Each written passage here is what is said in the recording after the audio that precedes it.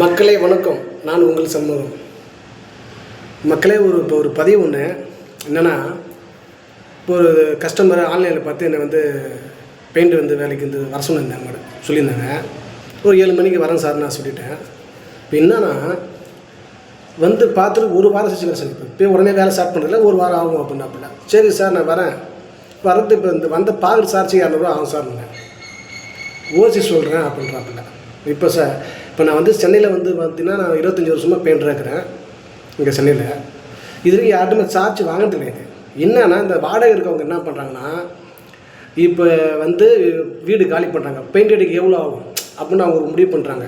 இது house owner கேட்டால் அதிகமாக சொல்லுவாங்களான்ட்டு என்னமாரி ஒரு பெயிண்ட் வர வைப்பாங்க. வர வச்சு நான் போய் வேலைலாம் பார்த்து சொல்லிவிடுவேன் இவ்வளோ ஆகும்னு சொல்லிவிடுவேன்.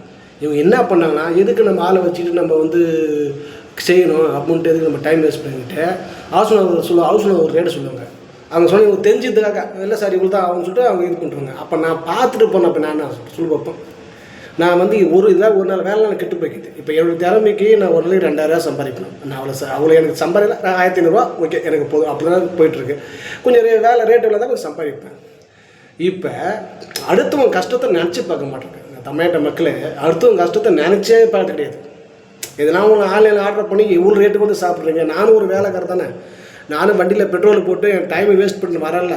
ஃபஸ்ட் அட்லீஸ்ட் ஒரு 200 கேட்டேன், வண்டி பெட்ரோலு கேட்டேன். அதுக்கப்புறம் நீ கொடுக்க முடியலன்னா அப்போ நீங்கள் என்ன ஆள் சொல்லி பார்ப்போம். இப்போ என்னை புக் பண்ணி ஒரு வாரம் வச்சு சொல்லணும்னா என்ன ஆச்சு? இதெல்லாம் நிறைய பேர் நான் சார்ஜ் ஆகிட்டு வாங்குறதில்ல. இப்போ என்றைக்கு என்ன பண்ணுறது, எல்லோரும் வாங்குறாங்க. சரி நம்மளும் என்ன பண்ணுறோம், வண்டி பெட்ரோல் வச்சு நம்ம வேணும் இல்லையா? நம்மளும் அப்படியே இப்போ பிரியா பார்த்துருக்கோம். நம்ம சூழ்நிலை வாடகை கொண்டு கஷ்டப்படுறோம்.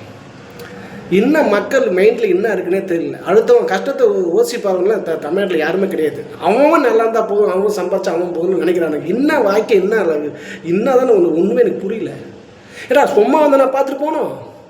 நான் இவ்வளோ கஷ்டப்பட்டு ஒரு பெயிண்ட் வேலை தெரிஞ்சு ஒரு ஐடியா உனக்கு சொல்லி இவ்வளோ அவங்கள்ட்ட ஒரு ஐடியா சொன்னேன். என்னோட மூலம் எனக்கு யூஸ் பண்ணிக்கிட்டு நீ போய் என்ன கேனி பண்ண நான் வந்துடணும்ல.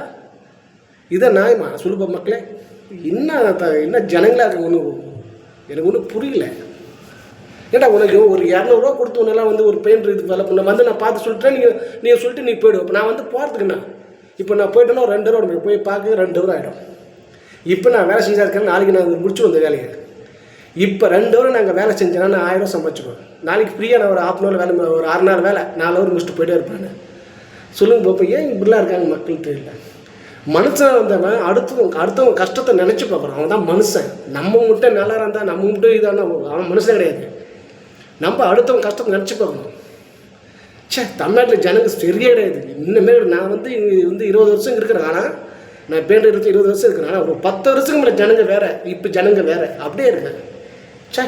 அடுத்த நாளாக நம்ம நல்லா தான் என்ன மக்கள் ஏன் அப்படிங்கிறாங்களே தெரியல. அது நானும் எனக்கு என்ன வேலை இல்லை, வேலை கண்ணு எங்கன்னா வேலை அவ்வளோதான். நான் என்ன மாதிரி ரீசன் அவ்வளோ தான். எங்கே இந்த கிலோமீட்டருக்கு உங்களுக்கு சார்ஜ் அவ்வளோ தான். இதே நீ ஆன்லைனில் புக் பண்ணா சார், என்னைமாரி பெயிண்டர் ஒரு ஆன்லைனில் புக் பண்ணால் 400 500 கேட்பேன் சார் பார்த்துட்டு போகிறதுக்கு. நீ அவனுக்கு கொடுப்ப. நான் இதே தமிழ்நாட்டில் இருந்தால் எனக்கு நீ கொடுக்க யோசிக்கிறேன். எங்கேயாவது ஒரு ஆன்லைனில் வெளிநாடு எங்கேயோ ஒரு ஆப் வச்சுட்டு இங்கே வேலை பார்க்குறேன். அவனுக்கு நீ கொடுப்ப. தமிழ்நாட்டில் தமிழகாரனுக்கு கொடுக்க மாட்டேன். நான் இழிச்சு வாங்க நாங்களா நல்லா வருவீங்களா? நீங்கள் நல்லா வருவீங்க. நன்றி மக்களே.